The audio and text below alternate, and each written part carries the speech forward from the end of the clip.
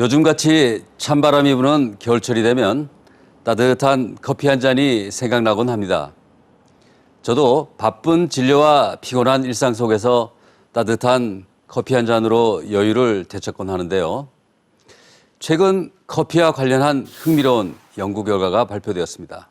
바로 커피를 하루 5잔까지 마시는 사람이 전혀 마시지 않는 사람보다 사망 위험률이 더 낮았는데요. 특히 비흡연자 중에서 커피를 하루 3잔에서 5잔 먹는 사람은 한 잔도 마시지 않는 사람보다 사망 위험도가 15% 정도 낮았습니다. 이처럼 각종 연구를 통해 커피의 질병 예방 효과가 밝혀지고 있지만 여전히 건강 전체에 미치는 영향에 대해선 의견이 분분합니다. 그렇다면 커피 어떻게 마셔야 할까요?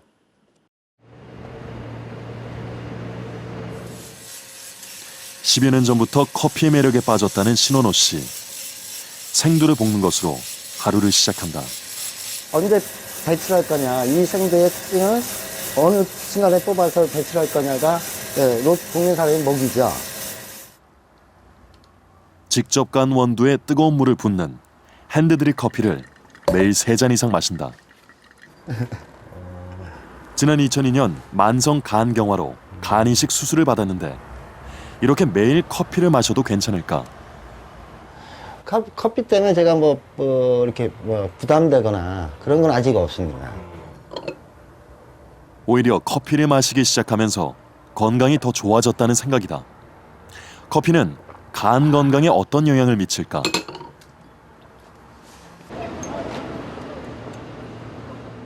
신원호 씨의 상태를 알아보기 위해 간경화의 정도를 판단하는 간 섬유와 탄력도 검사를 시행해봤다. 탄력도 검사에서 8이나 13 이상 넘어가게 되면 간이 좀 굳었다라고 하는데 8 미만으로 나와서 비교적 간 경변이나 간 섬유화는 그렇게 많이 진행되지 않은 것으로 나왔습니다. 간 수치 또한 정상인 상태. 꾸준한 커피 섭취가 간 건강에 도움이 된 걸까? 긍정적인 효과가 있는 것은 맞습니다. 커피에 들어있는 카페인은 간에서 섬유화가 되는 작용을 좀 억제하는 효과가 있고요. 항섬유화 작용이 있고 염증을 억제하는 항염증 작용이 있는 것으로 되어 있습니다. 실제로 간 질환이 있는 사람들 중에서 커피를 전혀 안 마시는 것보단 하루 5잔 정도 마실 때 간암 발병률이 훨씬 낮아지는 것으로 나타났다.